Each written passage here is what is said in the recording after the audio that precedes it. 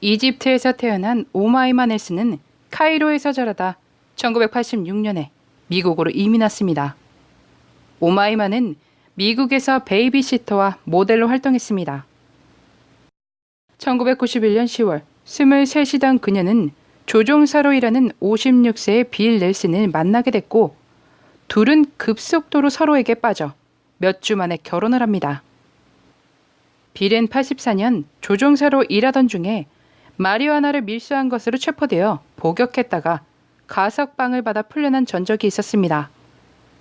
그 후에는 평범하게 회사에 들어가 직장을 얻어 일을 하고 있었습니다. 1990년 그의 법적 부인인 캐서린이 이혼 소송을 제기했지만 실제로 두 사람은 결혼 생활을 청산하지 않은 상태였다고 합니다. 오마이마의 말에 따르면 빌이 점점 난폭하게 변해갔습니다. 1991년 11월 28일 추수감사절 그녀는 빌이 자신을 목 졸라 죽이려 했고 그래서 두려워져 전등으로 그를 때리고 가위로 찔렀습니다. 하지만 이것은 조금 계획적으로 보여졌습니다. 빌은 침대에 묶여 있었는데 이것은 아마도 그녀가 관계를 하자며 그를 속이고 침대에 묶어두었을 가능성도 있었기 때문입니다. 그리고 이 뒤부터가 충격적입니다. 그녀는 빌을 해체하기 시작했습니다. 첫 번째로 빌의 거기를, 다음으로 머리, 그렇게 순차적으로 몸통과 하체를, 후에는 피부를 제거했습니다. 오마이마는 그의 지문을 망가뜨리기 위해 그의 손을 튀깁니다. 이 전체적인 작업에 총 12시간이 걸렸으며 그녀는 그 과정에서 트랜스 상태에 빠졌다는 말을 했습니다. 오마이마는 갈비뼈를 레스토랑에서 하는 것과 같이 조리해 바베큐 소스로 요리한 뒤 살점을 맛보고 너무 달다 라는 말을 입 밖으로 내뱉습니다. 여기서 소름 끼치는 것은 그녀가 요리를 시작하기 전에 빨간색 구두, 빨간색 모자, 빨간색 립스틱을 바른 뒤 갈비뼈를 요리했다는 점입니다. 이것은 나중에 재판에서 한 정신과 의사가 증언한 내용이었습니다. 머리는 삶아 냉장고에 넣어두고 다른 부위를 다져서 가정용 쓰레기통에 넣어 처리를 했습니다. 또 다른 부위들은 추수감사절 칠면조 고기에 혼합하여 위장합니다. 아직 남은 여러 부위들을 쓰레기 봉투와 가방들에 담았습니다.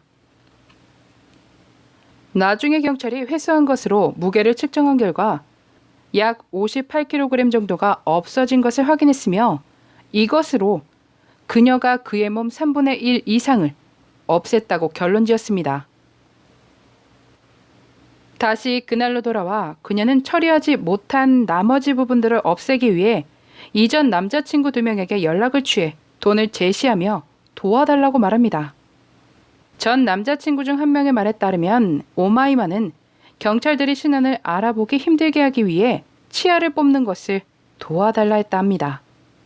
그는 충격을 받았고 경찰에 신고하였으며 1991년 12월 2일 오마이마는 남편의 차를 몰고 가던 중 체포됩니다. 경찰은 차 안에서 해체된 잔해들이 들어있는 쓰레기 봉투를 발견했고 집에서는 벽과 바닥, 침구류가 피에 덮여 있는 것을 발견했으며 남편의 일부분들 역시 추가로 발견했습니다. 그녀의 사건은 당시 한니발 렉터와 리차드 라미레즈와 비교가 됐을 만큼 굉장히 충격적인 사건이었습니다. 만약 내가 내 인생을 지키지 않았다면 나는 죽었을 것입니다. 미안합니다. 하지만 살았기 때문에 기쁩니다. 재판에서 그녀는 자신은 어린 시절 부모들로 인해 힘들었고 원치 않는 할례를 받은 이야기들을 하며 동정심을 구했습니다. 1993년 2월 2급 살인 혐의로 종신형이 내려집니다. 나는 신께 어떤 것도 먹지 않았다고 맹세합니다. 나는 괴물이 아닙니다. 그녀는 가석방 청문회에서 자신이 요리한 것을 먹은 일을 부인하며 격렬하게 머리를 흔들고 얼굴을 찡그렸습니다. 그럼 요리한 목적이 무엇입니까? 국장이 그녀에게 묻자 그녀는 대답하기를 거부합니다. 오마이마는 전에는 잘못된 곳에서 사랑을 찾았지만 이제는 자신의 성실함을 소중히 여기며 다른 사람들을 돕고 싶은 강한 열망을 가지고 있다고 말했습니다. 2006년 처음으로 가석방 자격을 얻게 되지만 불안정하고 위협적이라고 판단되어 가석방되지 않았습니다. 그녀는 감옥에 있는 동안 70대 남성과 재혼을 합니다. 그러나 두 번째 가석방 신청이 있기 전에 남편은 사망하고 말았습니다. 내 결혼식에서 아버지는 함께할 수 없었으며 이제 8주 된 딸에게 할아버지를 소개할 수 없습니다. 아버지가 새로운 아내를 소개하기 위해 추수감사절에 나를 초대했지만 나는 화가 나 그것을 거절했습니다. 내가 청문회에 참석한 이유는 내 아버지에게 인간의 존엄성을 돌려주기 위해서입니다. 나는 가족에게 애도할 몸조차 남겨두지 않은 살인자에게 필요한 적절한 형벌을 알지는 못하지만 그녀를 내보내서는 안 된다는 것을 알고 있습니다. 심의 전 오마이마와 마지막으로 마주한 이는 35살이 된 딸이었으며 그녀는 그곳에서 서면 진술을 읽었습니다. 오마이마는 가석방을 받을 수 없게 됐고 2026년까지는 다시 가석방 신청을 할 수 없다고 합니다. 일부의 말에 따르면 그녀는 양심적 가책을 나타내지 않고 그녀의 행동에 책임을 지지 않으며 여전히 희생자만을 탓하기 때문에 그것으로 인해 가석방이 기각된 것일 수 있다고 합니다. 그녀가 그러한 행동을 한 이유는 이집트 신화에 따른 것으로 내세의 그를 만나지 않기 위함이었다라는 말이 있습니다. 이 사건은 오렌지 카운티에서 가장 악명 높은 50건의 사건 중에 하나로 기록되었습니다.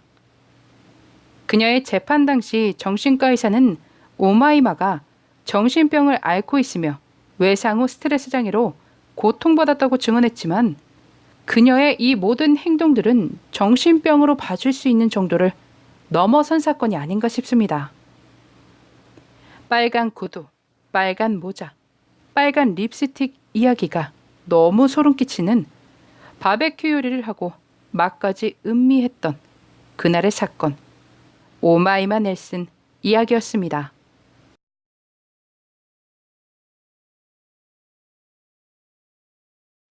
마지막까지 시청해주셔서 감사합니다.